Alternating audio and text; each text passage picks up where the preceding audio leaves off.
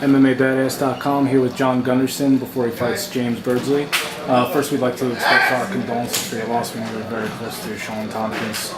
Thank you for giving us this interview. I just wanted to know if you ever considered pulling out of the fight given the circumstances. You know what? I mean, the only thing I considered was flying up to Canada and going to the funeral. But I know Sean wouldn't have wanted that, so, you know, I mean, Sean knows the kind of guy that I am, and not only am I a fighter, but, you know, I also have a family to provide for, and I make my money fighting too, so, you know, that was the only thing that crossed my mind, and, you know, it's a regret I have, but, you know, it's a choice that I'm going to live with.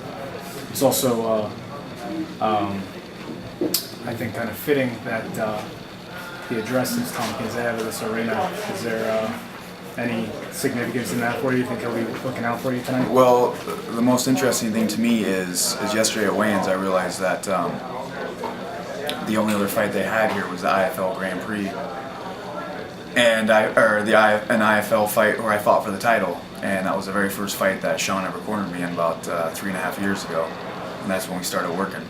You know, about 2 months before that, and that was the very first fight he ever cornered me in, and you know, and this is the only fight since then that he hasn't. So obviously you're going to be going into this fight with a decent amount of motivation given the circumstances, but in Superior Cage Combat's promo video you mentioned some bad blood between you and James. Wondering if you were willing to elaborate on that and where it came from. The bad blood really comes from a couple things. One is it's probably not even his fault. It's just you know, coming up on the scene about 8 years ago, he was on quite the win streak, and everyone was talking about him everywhere I went. And now he could smash me and this and that. And he actually had a few wins over a couple guys that caught me slipping up, and they were able to catch me earlier in my career. And I was always like, I'll fight the guy in a heartbeat. And our paths just never crossed, but our paths crossed at a couple shows. And you know, I just didn't like his attitude and the way he looked at me, and just the kind of person he was. Just, you know, just kind of weird to me, and he'd bark at me and just, you know, do some dumb shit if you ask me. So I said if I ever had the chance to fight the guy, I'd love to fight him and, you know, shut up all his friends back then, and, you know, and I get my chance tonight.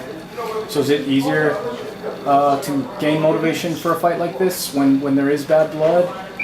Yeah, you know, I was motivated from the beginning. I was motivated to fight Eric Wisely on this card, who stepped in Strikeforce. I was motivated just to fight because my last fight was in February. I took the fight when I had strep throat, and I fought like shit, and it was a terrible performance. And I vowed my next performance, you know, to come out looking good. And I've been training hard ever since that fight, and I've been pissed, and you know, and then with everything that happened last week, it just, you know, I'm just gonna let it all happen in the cage. Will it be more satisfying for you to tap James or KO him, or do you want to punish him for 3 rounds? I want to punish him for maybe a round and a half and put him away. So if, like I said, if he can make it out of the first round, I'll be impressed with him. If he can make it out of the second round, I'll be amazed with him. But I don't think he can. I think I'm gonna put him away pretty handily. Thank you very much. Anything you'd like to say to your sponsors, fans, or James directly? No, I mean, I'd like to. I'll do my talking with James in about an hour and a half.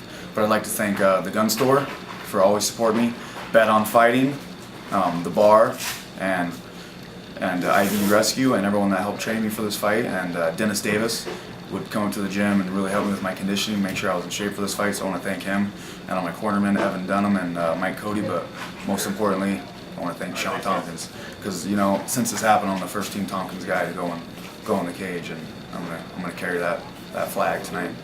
Well, thank you very much for doing the interview with us, and we're sure that Sean will be looking out for you. Thanks, bye.